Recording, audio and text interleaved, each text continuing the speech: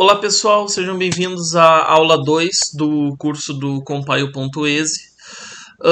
Essa aula a gente vai aprofundar um pouco os conhecimentos de lógica, né, e entender melhor o que é lógica e por que ela é tão importante assim para a programação, tá? Bom, aqui está um pequeno resumo do que a gente vai ver, né? Eu vou dar uma focada mais na parte, acho que de pseudo-algoritmos, que foi uma parte que ontem na aula presencial deu para ver que o pessoal teve um pouco mais de dificuldade, até para responder o questionário, as respostas deram uma oscilada. Então, vamos lá. Bom, dando uma contextualização, né, o que é programar? É a criação de um conjunto de instruções, né, que mandam para o computador o que ele precisa executar. Os programas, eles são usados para diversas coisas. Resolver problemas matemáticos, resolver tarefas repetitivas. Aquele negócio de ter que clicar várias vezes ou conferir alguma coisa é muito bom também. Por exemplo, tu tem um relatório de 1000 páginas e tu só quer saber qual que é, por exemplo, é um diagnóstico de um banco, tá? E aí tu precisa saber, sei lá, qual foi a maior transferência. E aí tu tem 1000 páginas de relatório. Tu só quer saber qual foi a transferência de valor mais alto. Quando vê é uma conta que tem muita transação e tu precisa saber se foi depositado ou retirado algum valor muito grande. Aí vai lá e tem 1000 páginas com transações dessa conta. Vai dar muito trabalho olhar uma a uma, né? Então dá para criar um programa para otimizar esse processo, onde o programa vai conferir em instantes e te dizer qual que é a maior transferência. Então essas tarefas que tu tem que ficar conferindo ou repetindo muito, quanto mais tu tem que ficar repetindo, melhor se torna o programa. Eu posso dar um exemplo de um negócio que eu fiz, que eu sou da engenharia de computação, né? A gente tem uma matéria mais pro final do curso, onde a gente programa num negócio chamado SPICE, que não é bem uma programação, é uma descrição de hardware, mas basicamente eu estava precisando fazer umas simulações elétricas que precisava usar o SPICE e eu fiz um algoritmo que eu jogo algumas informações, passo para ele num TXT um monte de combinações e ele faz para mim o SPICE, né, de alguma coisa, que é um programa. É um programa que faz um programa dado certas entradas.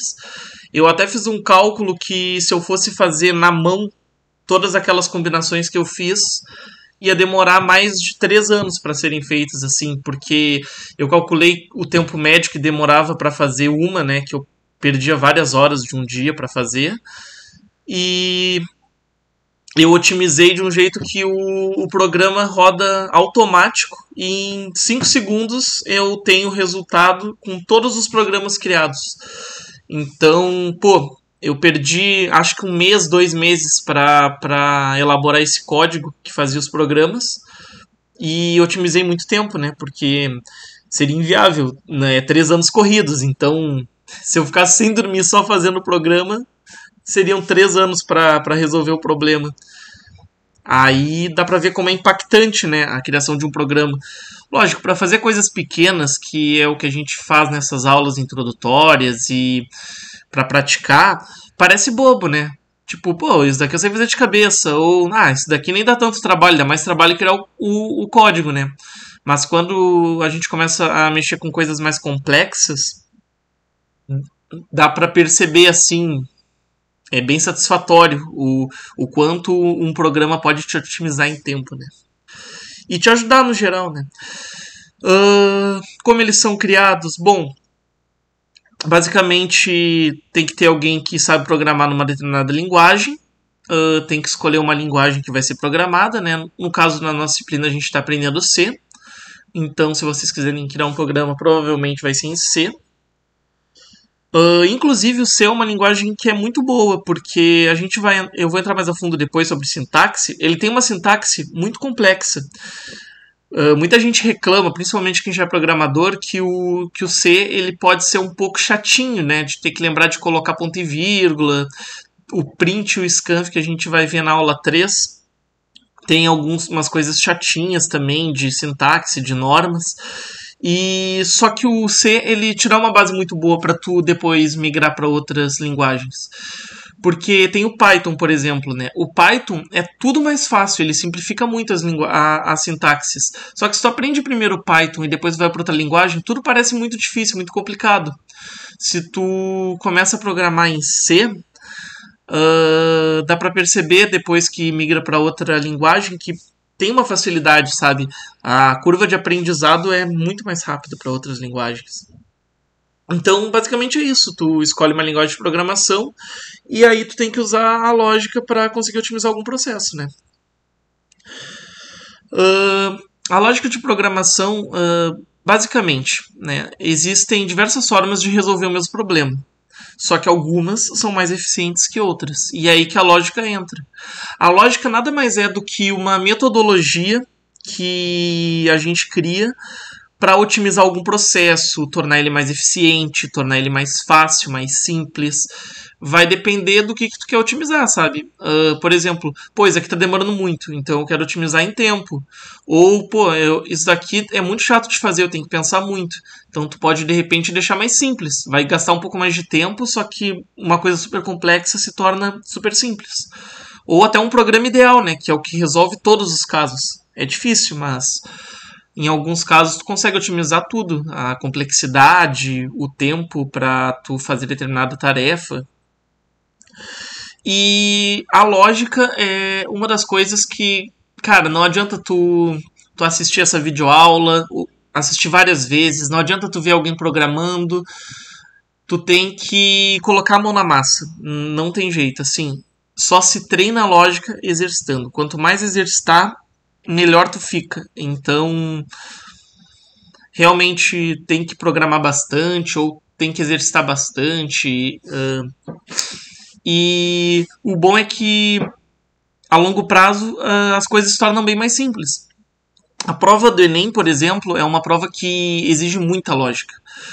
Até as questões de matemática, física, tem muita interpretação de texto e várias questões, se tu tiver uma cabeça que está bem treinada com exercícios lógicos, tu vai resolver com muito mais facilidade em bem menos tempo, né? Então, é por isso que ela é importante. Então, para aprender a lógica é só exercitando.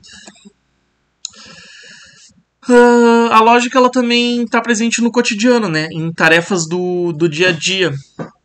O William falou bastante disso na aula, para quem foi na aula presencial ontem, tá? Que era o William que estava ministrando.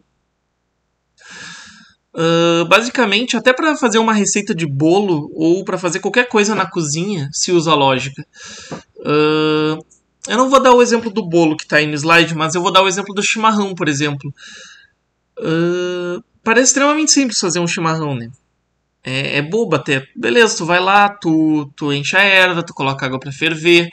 Só que existem coisas que tu pode fazer que, se tu pensar logicamente, tu consegue otimizar tempo.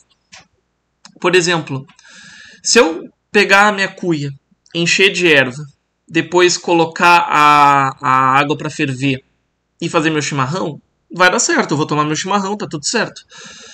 Só que não seria mais inteligente eu primeiro colocar água para ferver e daí, enquanto a água ferve, eu montar a minha cuia? Porque eu tô otimizando o tempo, né? Fazendo esse processo. É um tempo que eu teria que esperar a água ferver, em vez de eu ficar ali parado, eu troquei a ordem das tarefas para otimizar em tempo. Então, isso é uma maneira estruturada de se pensar, é uma maneira lógica. Então, a lógica nada mais é do que tu criar uma estrutura que melhor faça sentido. O quanto mais conseguir otimizar uma tarefa e deixar ela eficiente, melhor. Basicamente isso. E várias coisas do cotidiano a gente consegue encontrar a lógica presente. Tipo, escolher uma rota para ir pro trabalho, uma que tu vai gastar menos gasolina, ou que tu vai ter um trajeto menor, né? Porque nem sempre as duas coisas são verdades. Às vezes tem um trajeto maior que gasta menos gasolina, porque vai numa estrada, por exemplo, em vez de ir por dentro da cidade, né? Que dirigir dentro da cidade gasta muito mais gasolina, enfim. organizar uma lista de compras. Tu pode pensar, pô, eu quero pegar na padaria pão e queijo. E aí eu também quero comprar Coca-Cola. Não faz muito sentido eu ir na padaria comprar pão, aí eu vou lá, pego a Coca-Cola e volto pra padaria e pego o queijo. Então, ficar dando volta no mercado desnecessário não tem porquê, né? Enfim, dá pra otimizar isso daí também. Aqui é uma questão que eu não vou abordar muito, tá? Porque o William ficou de dar a resposta na próxima aula presencial. E para quem está acompanhando só pelo YouTube as aulas, é uma questão do Enem, então tem até review nela na internet. Se pesquisarem ela no Google, vocês conseguem achar facilmente. Mas basicamente o William vai conversar um pouco mais sobre essa questão na próxima aula. Bem, agora a gente entra na parte dos pseudocódigos. Isso eu acho que ficou um pouco confuso na aula, que o pessoal estava focando mais na parte sintática de algumas coisas, e o pseudocódigo é justamente o contrário. Tipo, vou até passar esse slide. Aqui o William ele colocou um exemplo do pseudocódigo, e tipo, isso daqui, ó, hashtag início, algoritmo, chaves, isso daqui não é muito relevante no pseudocódigo. A ideia do pseudocódigo é justamente tu não ter que se preocupar em nada com a sintaxe, tu só tem que estruturar o que tu quer fazer e tentar otimizar. O pseudocódigo ele é muito útil quando tu não tá acostumado a programar em alguma linguagem.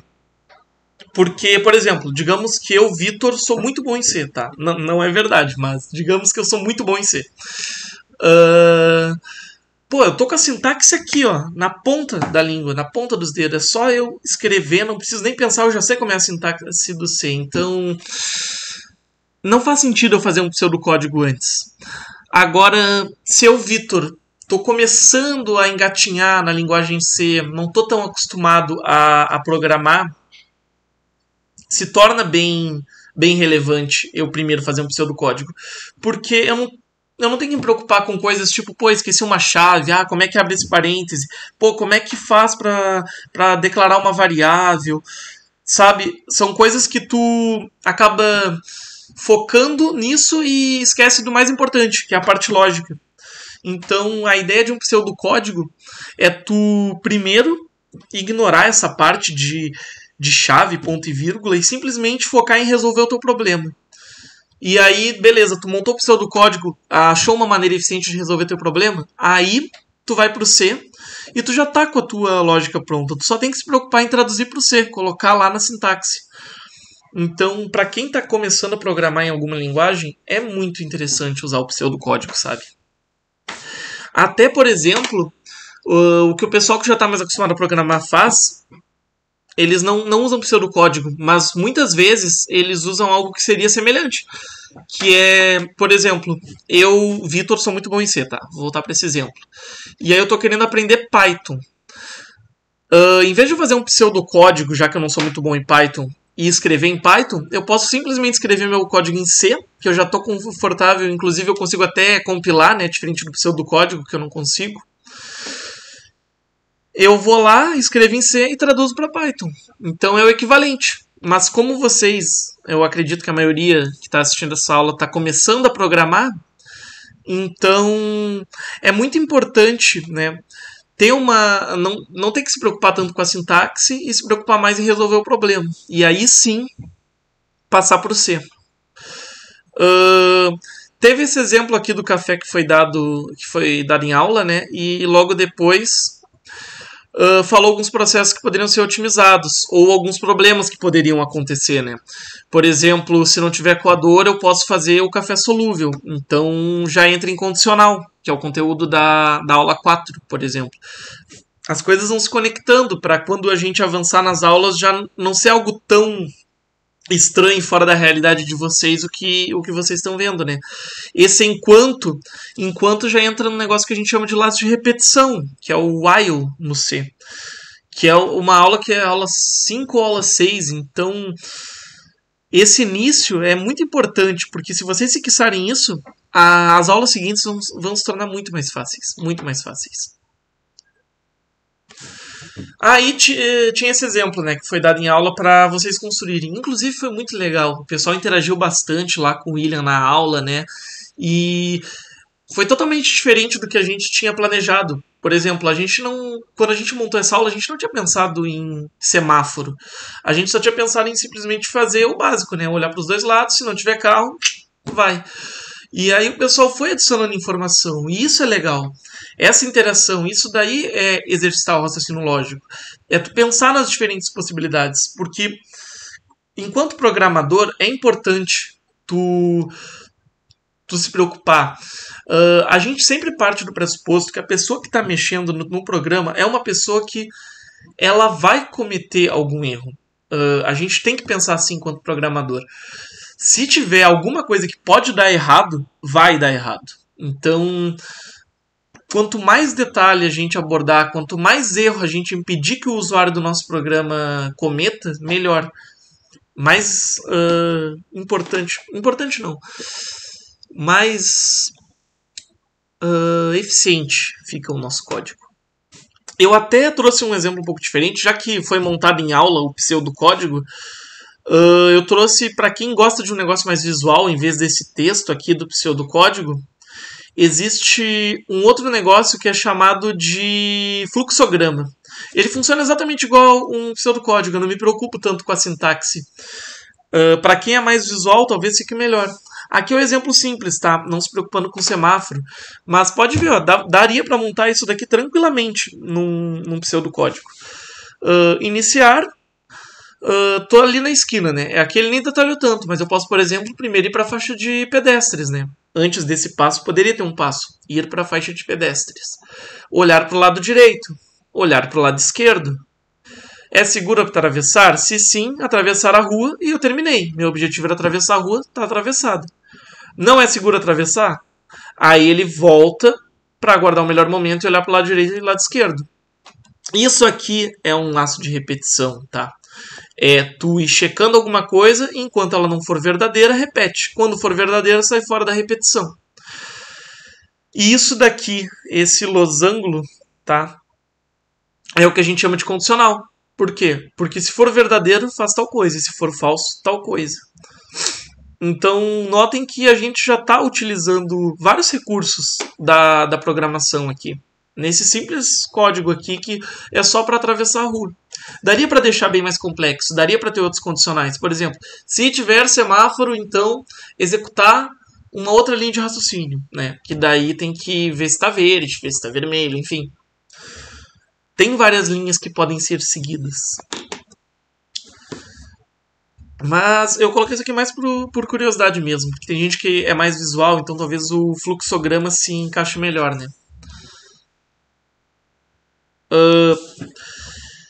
Bom, agora entrando em operadores lógicos. Os operadores, eles são muito utilizados também na programação porque, por exemplo, no caso do semáforo, né? Tem maluco aí andando pela rua, né? Então, mesmo se o semáforo estiver verde para ti, é interessante tu olhar pro lado para ver se o cara não tá infringindo a lei, né? Então, tu pode colocar esse condicional que é o E. Por exemplo, digamos que naquele nosso exemplo anterior tinha semáforo. Então, se o semáforo estiver verde para o pedestre e não tiver carro infringindo a lei, então atravessar a rua. Eu usei o operador E, né? Tô tentando pensar em algum exemplo para usar o OU, mas vamos ver. Tá, a do café. Se eu tiver coador ou tiver café solúvel, então fazer café. Porque se eu não tiver nenhum nem outro, eu não consigo. Eu não preciso ter os dois. Se eu tiver só o negócio para passar, eu faço café passado. Se eu tiver só um negócio para fazer o café solúvel, eu faço café solúvel. Então eu não preciso ter as duas coisas. Então aí que entra o condicional ou. E a negação é eu falar que alguma coisa não é verdade. Se não estiver vindo carro, isso é uma negação. Então a gente já está usando esses conceitos. Só aqui fica a estrutura, né? No C, o E é representado por dois E's comerciais, que é esse símbolozinho aqui. o ou por essas duas barras retas e a negação por uma exclamação. Existem outras maneiras também de negação e enfim, mas no C a sintaxe, isso daqui é sintaxe, tá? É como é estruturado. No C a negação é estruturada como exclamação. Aqui já dá para distinguir um pouco do que seria essa sintaxe e por que a gente não usa ela no pseudocódigo. Lá no pseudocódigo a gente não colocou exclamação carro, a gente colocou simplesmente não, se não tiver vindo carro. Porque a gente não estava preocupado com a sintaxe, a gente estava preocupado só em montar a parte lógica. Aqui também tem outros operadores. Isso aqui foi corrigido, tá? Tava errado esse exemplo aqui. Tava ao contrário na aula, mas se vocês abrirem lá no site já tá certinho. Tem o maior que, se 1... Lógico, eu sei que 1 é menor que 2. Então, se 1 maior que 2, eu sei que vai ser falso. Só que às vezes é algum negócio que eu não sei o resultado. Por exemplo, um exercício que é bem clássico na programação. Para ser aprovado na UFPEL, precisa ter média 7. Então, se nota maior que 7, daí tem que pegar a nota dos alunos, então aprovado. Maior ou igual, né? Porque pode ser 7. Então usa esse operador. Para ir para exame, precisa de mais de 3. Então, com menos de 3, roda direto. Então, se nota menor que 3, e aí não é menor ou igual, porque se tirar 3 vai para exame. Então, se nota menor que 3, aluno reprovou direto. E aí, se não, vai para exame, que aí é aquele intervalo entre 3 e 7. Então, notem que a gente vai utilizar bastante esses operadores. Outra dúvida que também rolou foi a diferença da negação para esse negar igual. Não é a mesma coisa, tá? Aqui eu estou negando alguma coisa. Aqui eu estou comparando duas coisas. Na verdade, essa negação é a negação do igual, é a negação de igualdade. Então, A diferente de B. Não é a mesma negação que está aqui. Aqui eu não estou comparando A com nada. Eu só estou dizendo negado A. Aqui eu estou dizendo que o A é diferente de B. Servem para lógicas diferentes. Aí aqui, né, um exemplo que foi usado na aula utilizando os operadores lógicos. Se A maior que 10, escreva a condição verdadeira. Se não, escreva a condição falsa. Então, se o A for 7, A é maior que 10? Não. Então, condição falsa. Basicamente é isso. Tem até alguns exemplos aqui que a gente exercitou em aula, que seria o A igual a 15 e o A igual a 2. Bom, basicamente era isso, né, essa aula. Eu vou até mostrar aqui esses joguinhos que foram dados no final, que são joguinhos que servem para exercitar a lógica. Mas qualquer jogo que exija pensamento em raciocínio, tipo xadrez, dama, jogo da memória, tudo isso exercita a lógica de alguma forma, sabe? Só que esses dois jogos são jogos muito clássicos para quem está começando a programar. Então vou dar uma mostrada para vocês, tá? O primeiro é o lobo, o carneiro e o repolho. Eu vou explicar esse joguinho, tá? O tempo vai correr, mas eu não vou dar bola pra isso. Basicamente, eu tenho o lobo, o carneiro e o repolho. Eu tenho que atravessar os três pro outro lado do rio. Só que notem que se o lobo ficar sozinho com a ovelha, sem eu estar junto, né, que eu sou o carinha do barco, ele vai comer a ovelha. E se a ovelha estiver sozinha com o repolho, ela vai comer o repolho. Então isso não pode acontecer. Aqui, a única coisa que eu consigo fazer é levar a ovelha. Porque se eu levar o repolho, a ovelha vai ser comida pelo lobo. Se eu levar o lobo, o repolho vai ser comido pela ovelha. Então levei a ovelha. Deixei a ovelha lá, voltei. Aqui já é mais opcional, tá? Vou até colocar o jogo que ela chega. Aqui não faz muita diferença qual que eu levar. Aí a sacada do jogo tá nessa parte, ó. Porque se eu voltar agora pra pegar o repolho, o lobo comeu a ovelha. Ou se, sei lá, eu escolhi levar o repolho, tá? Os dois casos. Se eu deixar o repolho e pegar o lobo, a ovelha vai comer o repolho. Então aqui o que eu tenho que fazer? Eu tenho que largar o que eu tô no barco, tenho que levar o animal que tá comigo, a ovelha, deixar ela aqui, aí eu levo o lobo. Aí Aí agora o lobo não interage com o repolho, ele não vai comer o repolho. Então agora eu volto e levo a ovelha. Consegui atravessar o rio, trouxe meus 3 animais. E é isso aí. Basicamente o jogo é esse. Se vocês quiserem 5 estrelas, eu testei, tá? Tem que fazer em menos de 10 segundos. Tem que clicar rapidinho. Não existe tanta lógica aí pro pessoal tirar uma nota alta. O outro jogo que foi mostrado em aula foi esse daqui. Deixa eu botar em tela cheia também. Bom, ele não tá indo pra tela cheia. Tá, não tem problema. Vamos jogar assim mesmo. Que é a Torre de Hanoi. A Torre de Hanoi, basicamente, eu tenho que fazer com que essas 3 coisas vão pro bastão 3. E eu não posso colocar algo maior em cima de algo menor. Então, por exemplo, eu não posso fazer isso daqui, ó. Eu só quero passar pra cá. Eu não posso colocar tudo direto aqui. Porque ele não permite que eu coloque esse verde aqui. Ó. Ó, ele não permite. Esse aqui é um pouco mais complexo, até porque ele limita os movimentos, tá? Mas, basicamente, o que tem que ser feito é botar isso aqui pra cá. Aí vem aqui. Leva o grandão. Traz pra cá. E coloca aqui. Empilha, né? Esse jogo é bem legal e bem difícil, tá? Porque tem várias dificuldades. Tem mais bastões, mais discos, enfim. Menos movimentos. Tem vários níveis de dificuldade desse jogo aqui. É bem legalzinho. E é outro jogo clássico para exercitar programação. Basicamente é isso, tá, gente? Só queria também deixar claro uma coisa que eu acho que gerou um pouco de dúvida. Que teve uma questão no questionário que perguntava qual dessas coisas não é verdadeira sobre pseudocódigo. A questão já começava aí, né? Nessa primeira parte, antes das citações. Porque tinha a negação na pergunta. Então tu tinha que dizer qual não era a verdadeira.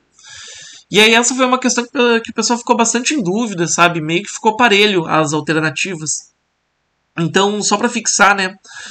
O pseudocódigo, ele não é uma linguagem de programação. Eu uso ele para me auxiliar quando eu for trabalhar com uma linguagem de programação. Mas ele não possui uma sintaxe estruturada. Então, ele não é uma linguagem de programação, tá? Acho que com isso a gente conclui essa aula 2. E aí agora, semana que vem, a gente vai dar continuidade vendo um pouco de entrada e saída e variáveis. É isso. Valeu, pessoal.